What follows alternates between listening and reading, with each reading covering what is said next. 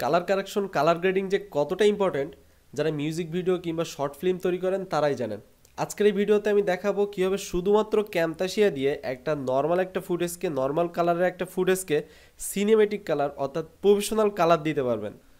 তো ফার্স্টে আমি ফুটেজটা দেখিয়ে নিচ্ছি যে এডিটিং করার আগে ফুটেজটার কী অবস্থা ছিল, অর্থাৎ কালার কারেকশনের আগে ফুটেজটার কী অবস্থা এবং কালার কারেকশনের পরে ফুটেজটার কী অবস্থা।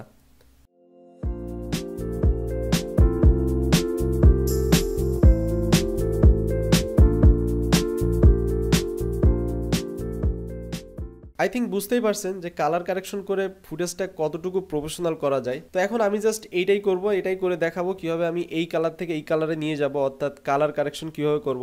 ওকে, তো মেইন যে ফুটেজটা অলরেডি আমি মিডিয়া বিনে নিয়ে চলে আসছি, এখন এটাকে ড্র্যাগ করে এনে আমি টাইম লাইনে ছেড়ে দিব।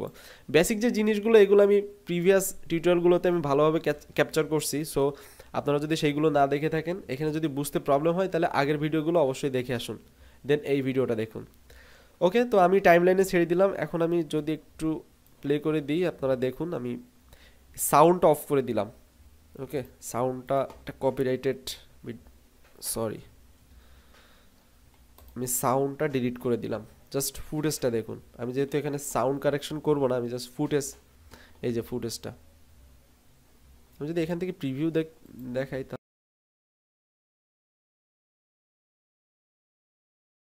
ঠিক আছে।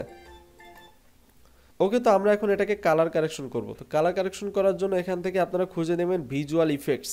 এখানে যদি নাও থাকে আপনারা এই মোড়ে ক্লিক করবেন, দেখবেন এইখানে আছে। তো এখানে অলরেডি আছে বলে আমি এখান থেকে ক্লিক করলাম। ক্লিক করার পরে এখানে দেখুন কালার অ্যাডজাস্টমেন্ট, এই যে এটা ড্র্যাগ করে এনে এই যে ফুটেজ টাইমলাইনে যে ফুটেজটা আছে এর উপর ছেড়ে দিন। দেওয়ার পরে প্রথমেই দেখবেন যে এই কি একটা অবস্থা, একবার সাদা কালো পিকচার হয়ে গেছে। জানি না ক্যামতাশিয়া ডিফল্টভাবে এটা কেন দিছে, জাস্ট বোরিং। তো আপনারা তার জন্য কি করবেন, এই পাশে দেখবেন যে প্রপার্টিজের ভিতরে এটা যদি এভাবে থাকে আপনারা প্রপার্টিজ ওপেন করে নেবেন। নেওয়ার পরে যে কালার অ্যাডজাস্টমেন্টের এখানে দেখবেন ব্রাইটনেস আছে, কন্ট্রাস্ট আছে, স্যাচুরেশন আছে। তো এইগুলো জাস্ট আপনারা জিরো করে দেবেন। এখানে 64% আছে, 4 আছে, এখানে জিরো করে দিলাম। কন্ট্রাস্ট জিরো করে দিলাম এবং স্যাচুরেশন জিরো করে দিলাম। ওকে, তো জিরো করার পরে আমার যে মেইন যে ফুটেজটা সেরকম অবস্থায় চলে আসবে, এই যে এই ফুটেজটার মতোই। এখন আমার এখানে আপনারা ঠিকঠাক মতো ব্রাইটনেস বাড়াবেন। এখানে যে ব্রাইটনেস, স্যাচুরেশন এবং কন্ট্রাস্ট যে বিষয়গুলো আছে, আপনারা যদি ব্রাইটনেস কম থাকে এগুলো আপনার ফুটেজ অনুযায়ী আপনি বাড়াবেন। ব্রাইটনেস যদি কম থাকে তাহলে এখান থেকে ব্রাইটনেস বাড়াবেন। আমি সাপোজ ব্রাইটনেস 15 দিলাম। ওকে, কন্ট্রাস্ট এজ, এটা আপনাদের ফুটেজ অনুযায়ী দিবেন। জাস্ট একটা এভারেজ 41 দিলাম। এখন কি স্যাচুরেশন একটু বাড়ালে মনে হয় বেটার হবে, স্যাচুরেশন 10% করে দিলাম। ওকে, এটা তো গেল বেসিক কথা, বেসিক যে ফ্যাক্টগুলো। তো এখন মোটামুটি একটু ফুটেজটা একটু কালারফুল হয়েছে, বাট আমরা আর একটু কালারফুল করতে চাই। তো এখানে হচ্ছে গ্রিন দেখতে পাচ্ছি, এগুলো আপনার ফুটেজের উপর ডিপেন্ড করে আপনারা কোনটা হাইলাইট করতে চান, কোন বিষয়টা মানে ক্লিপসের কোন জায়গাটা আপনারা হাইলাইট করতে চান। তো যেহেতু এখানে গ্রিনটা মনে হয় হাইলাইট করে সুন্দর দেখাবে, এটা আপনাদের থিঙ্কিংয়ের উপর ডিপেন্ড করে যে আপনারা কোনটা হাইলাইট করবেন। তো এখান থেকে আপনারা আরেকটা অপশন আছে ভিজুয়াল ইফেক্টসের ভিতরে যাওয়ার পর এখানে দেখুন কালারাইজ, এই যে এটা ধরে এনে ড্র্যাগ করে এনে ফুটেজের উপর ছেড়ে দিন। দেওয়ার পর হয়তো বা অনেক বেশি চলে আসবে এরকম। তো এখান থেকে দেখুন এই যে কালারাইজ এই অপশানে, এখানে কালারটা আপনারা এই সবুজই থাকবে, সবুজ করে রাখবেন এবং এই যে অ্যামাউন্টটা আছে এটাকে একবারে কমায় দিন।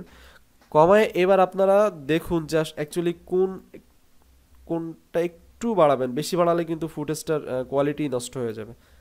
দেখি, দেখবেন একবার সিনেমেটিক একটা লুক চলে আসতেছে। ওকে, 4%। ওকে, তো এখন দেখুন আমার ফুটেজটার অবস্থা কি। এখন কিন্তু আগের থেকে অনেক সুন্দর কালার।